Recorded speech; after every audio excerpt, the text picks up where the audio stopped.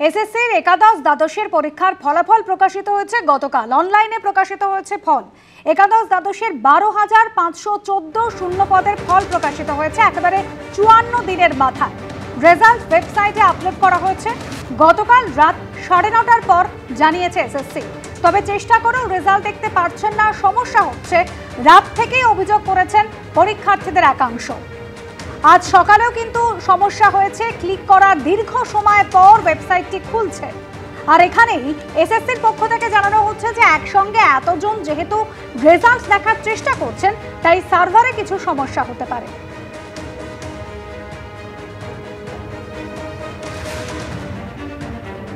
কোনো মেধা তালিকা নয়, সংশ্লিষ্ট পরীক্ষার্থী জানতে পারবেন নিজের প্রাপ্ত নম্বর, এমনটাই জানালো এসএসসি। 60 নম্বরের মধ্যে প্রাপ্ত কত, কমিশনের সাইট লগ ইন করে রোল নম্বর দিয়ে জানা যাবে নম্বর। 17 নভেম্বর থেকে হবে একাদশ দ্বাদশ শিক্ষক নিয়োগের লিখিত পরীক্ষায় উত্তীর্ণদের নথি পরীক্ষা। তারপর প্রকাশিত হবে ইন্টারভিউয়ের জন্য তালিকা। আগামী সপ্তাহে প্রকাশিত হতে পারে নবম দশমের ফল, জানানো হয়েছে এসএসসির তরফে। একাদশ দ্বাদশ শিক্ষক নিয়োগ পরীক্ষায় বসেছিলেন 2,29,606 জন পরীক্ষার্থী।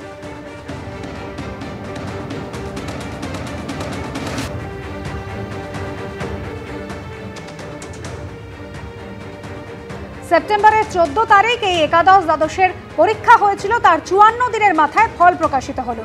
ফল প্রকাশের পর শিক্ষামন্ত্রী ব্রাত্য বসু সোশ্যাল মিডিয়ায় লেখেন, ডিসেম্বরের মধ্যেই নতুন নিয়োগের বাস্তবায়নের পথে এক অনন্য অগ্রযাত্রা, এক প্রতিশ্রুতির পূর্ণতা।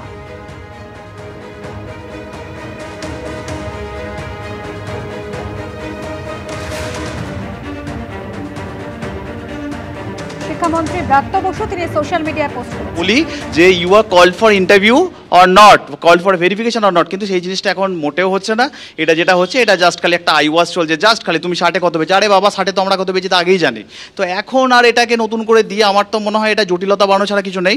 কারণ ধরুন আমি ধরলাম যে 60-এ কেউ হয়তো 50 পেয়েছে বা 48 পেয়েছে, সে জানে আমি 48 পাবো কি 50 পাবো, কিন্তু দেখা গেল তার মার্কস কম হয়ে গেছে, 46 হয়ে গেছে, তাহলে সে কি চ্যালেঞ্জ করবে না? তাহলে যদি চ্যালেঞ্জ করে সেটা আবার জটিলতার মুখে পড়তে চলেছে, এটুকুই বলতে পারি।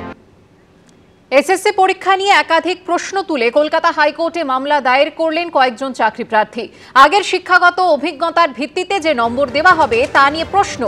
নম্বর ইন্টারভিউয়ের আগে দেওয়া হবে নাকি মেধা তালিকা প্রকাশের আগে, প্রশ্ন মামলাকারীদের আইনজীবীর। 2016 সালে দুর্নীতির ভিত্তিতে চাকরি পাওয়ায় যাঁদের চাকরি বাতিল হয়েছে তারা কেন 10 নম্বর পাবেন? শিক্ষকতার পূর্ব অভিজ্ঞতার ভিত্তিতে দেওয়া এই নম্বরের যৌক্তিকতা নিয়ে প্রশ্ন তোলা হয়েছে আবেদনে। এসএসসি নবম দশম এবং একাদশ দ্বাদশের লিখিত পরীক্ষার ভবিষ্যৎ নির্ভর করবে এই মামলার ভবিষ্যতের ওপর, শুনানিতে জানিয়েছেন বিচারপতি অমৃতা সিনহা।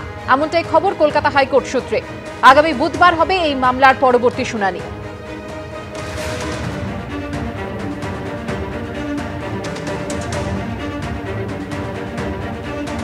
আজকের মামলায় কমিশন এটা মৌখিকভাবে কোর্টকে জানিয়েছে যে আজকে যে রেজাল্ট বেরোবে সেটা 11-12 রেজাল্ট বেরোবে এবং এই রেজাল্টে শুধুই লিখিত পরীক্ষারই নম্বর বার করা হবে। কোনো যে প্রায়র টিচিং এক্সপিরিয়েন্সের যে 10 নম্বর সেটা আপাতত যে রেজাল্ট আজকে বেরোবে সেখানে যোগ করা হবে না, সেটা পরবর্তীকালে যোগ করা হবে।